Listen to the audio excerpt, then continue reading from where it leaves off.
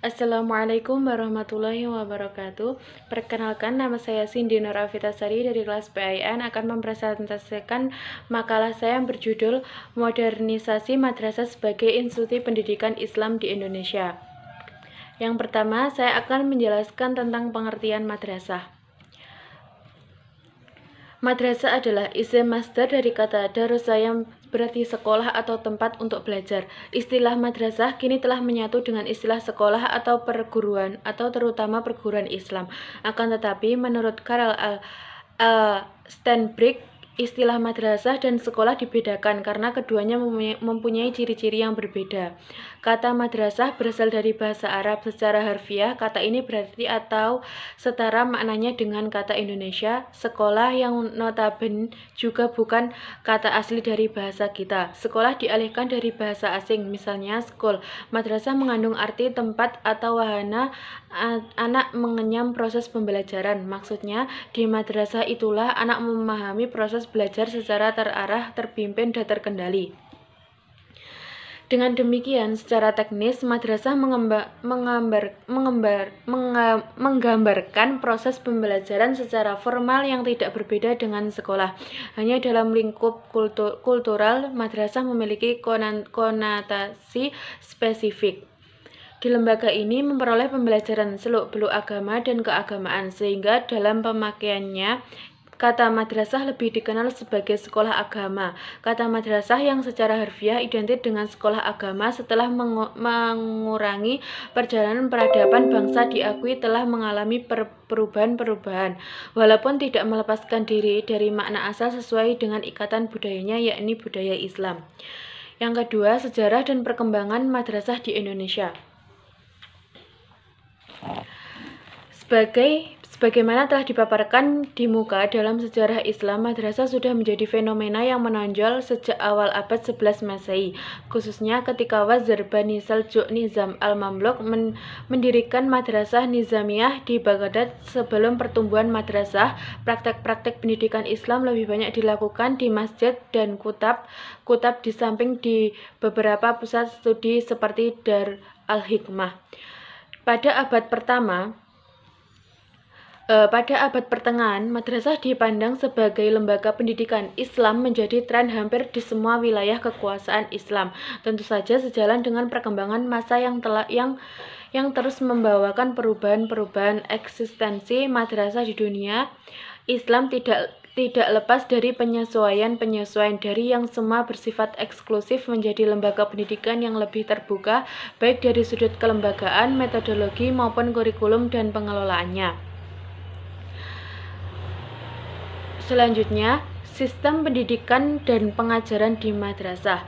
Salah satu sistem yang memungkinkan proses kependidikan Islam berlangsung secara konsisten dan berkesinambungan dalam rangka mencapai tujuannya adalah institusi dan kelembagaan pendidikan Islam. Dalam sejarah pendidikan Islam, sejak Nabi melaksanakan tugas dakwah secara aktif di Mekah, telah didirikan lembaga di mana Nabi memberikan pelajaran tentang agama Islam secara menyeluruh di rumah-rumah dan di masjid-masjid. Salah satu rumah yang terkenal dijadikan tempat berlangsungnya pendidikan Islam ialah Dar al-Arqam di Mekah, dan masjid yang dikenal dipergunakan untuk kegiatan belajar mengajar ialah yang sekarang terkenal Masjid Al-Haram di Mekah dan Masjid An-Nabawi di Madinah Al-Munawwarah.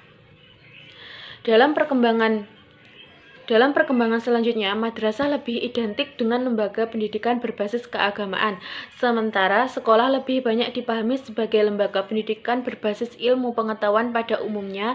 Kehadiran madrasah dilatar belakangi oleh keinginan untuk memperlakukan secara berimbang antara ilmu agama dan ilmu pengetahuan umum dalam kegiatan pendidikan di kalangan umat Islam.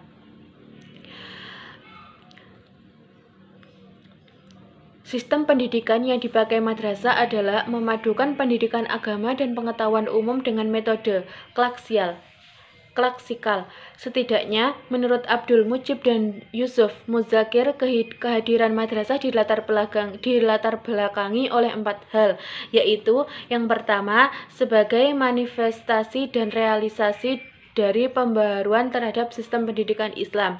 Yang kedua, sebagai usaha untuk menyempurnakan terhadap sistem pendidikan pesantren ke arah sistem pendidikan yang lebih memungkinkan lulusannya untuk memperoleh kesempatan yang sama dengan sekolah umum, misalnya masalah kesempatan kerja dan perolehan ijazah. Yang ketiga, adanya sikap mental pada sementara golongan umat Islam, khususnya santri yang terpukau pada barat, khususnya sistem pendidikan mereka. Dan yang terakhir adalah sebagai upaya untuk menjabatani antara sistem pendidikan tradisional yang dilakukan oleh pesantren dan sistem pendidikan modern dari hasil akulturasi. Madrasah dianggap tonggak baru dalam penyelenggaraan pendidikan Islam. Madrasah yang dimaksud adalah madrasah yang dibangun oleh Nizam al-Mamluk tahun 459 Hijriah.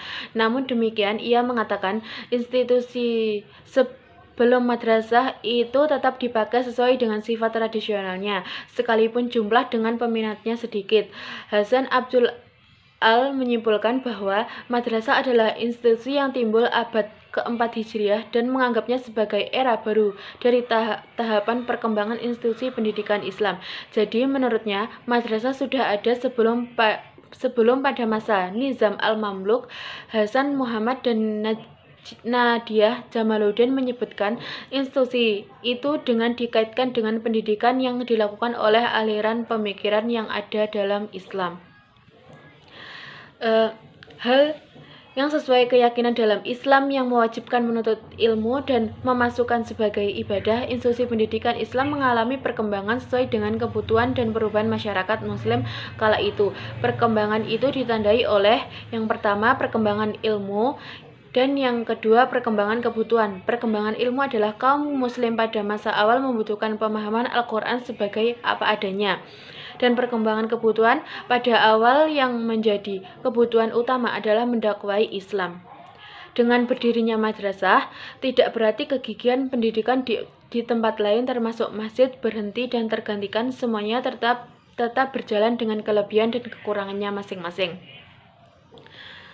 Perkembangan madrasah dapat dikatakan sebagai konsekuensi logis dan semakin ramainya kegiatan pengajian di masjid yang fungsi utamanya adalah tempat ibadah. Jika dilihat dari kelayaan masjid dan sebagai tempat pendidikan yang dikaitkan dengan ibadah dan fasilitas pendidikan, demikian itu karena dilengkapi tempat-tempat tersebut dengan asrama, tempat-tempat untuk belajar dan fasilitas lain untuk memungkinkan terjadinya pembahasan dan diskusi. Yang keempat, peran lembaga madrasah sebagai sistem pendidikan. Menurut Nahwi, peran dan tugas lembaga madrasah sebagai lembaga pendidikan adalah yang pertama, merealisasikan pendidikan Islam yang didasarkan atas prinsip pikir, akidah, dan tasyrik yang diarahkan untuk mencapai tujuan pendidikan. Yang kedua, memelihara fitnah anak didik sebagai insan yang mulia agar ia tidak menyimpang tujuan Allah menciptakannya. Yang ketiga, memberikan kepada anak didik dengan seperangkat peradaban dan kebudayaan Islam dengan cara mengintegrasikan antara ilmu alam, ilmu sosial, ilmu ekstra yang didasarkan atas ilmu agama, sehingga anak didik mampu melibatkan dirinya kepada perkembangan iptek. Yang keempat, memberikan pikiran dan jiwa dari pengaruh subjektivitas emosi. Yang kelima, memberikan wawasan nilai dan moral serta peradaban manusia yang membawa pemikiran anak didik menjadi berkembang. Yang keenam, menciptakan suasana kesatuan dan kesamaan antara anak didik.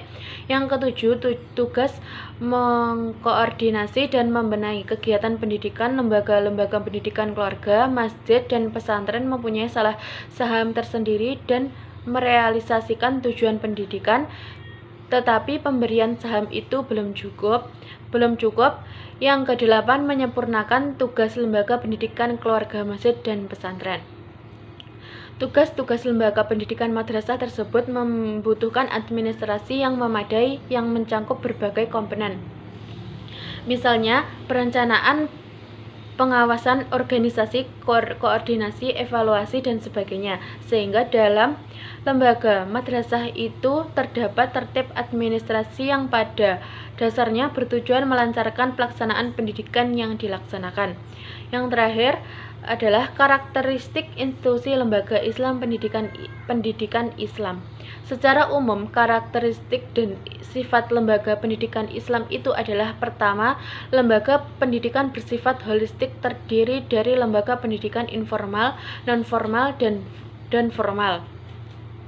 Dan bentuk-bentuk lembaga pendidikan Islam diawali dengan masjid, surau, madrasah, dan lain sebagainya.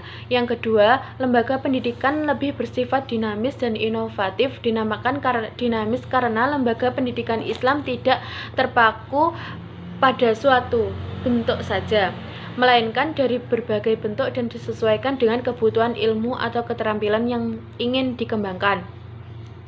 Yang ketiga, lembaga pendidikan Islam bersifat responsif dan fleksibel, yakni senantiasa menyesuaikan diri atau menjawab berbagai kebutuhan masyarakat. Yang keempat, lembaga pendidikan Islam bersifat terbuka, yakni dapat diakses dengan digunakan oleh semua lapisan masyarakat dengan berbagai latar belakang keahlian, sosiokultur, ekonomi, budaya, dan lain sebagainya. Yang kelima, lembaga pendidikan Islam berbasis pada manusia. Hal ini dikarenakan lembaga pendidikan Islam dapat digunakan oleh semua lapisan masyarakat. Dan yang terakhir adalah lembaga pendidikan Islam bersifat religius. Seluruh tujuan lembaga pendidikan Islam yang paling menonjol adalah pewarisan nilai-nilai ajaran agama Islam. Hal ini sangat beralasan mengingat aspek kurikulum yang ada menyajikan seluruh memasukkan mata pelajaran agama Islam secara komprehensif dan terpadu.